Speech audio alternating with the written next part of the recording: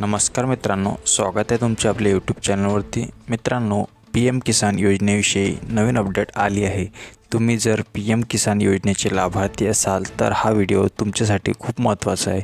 मित्रांनो, PM किसान योजनेसंदर्भात दोन मोठे अपडेट आलेले आहेत।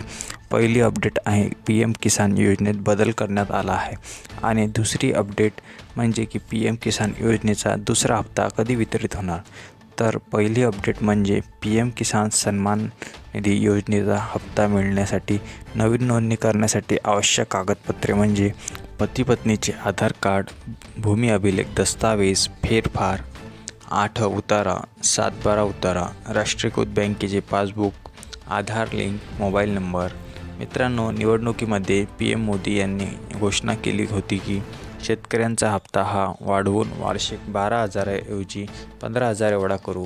म्हणजेच की नमो शेतकरी सन्मान निधीचे 3,000 रुपये प्लस 2,000 रुपये PM किसानचे असे एकूण 5,000 रुपये शेतकऱ्यांना 19व्या हप्त्यापासून मिळणार आहे।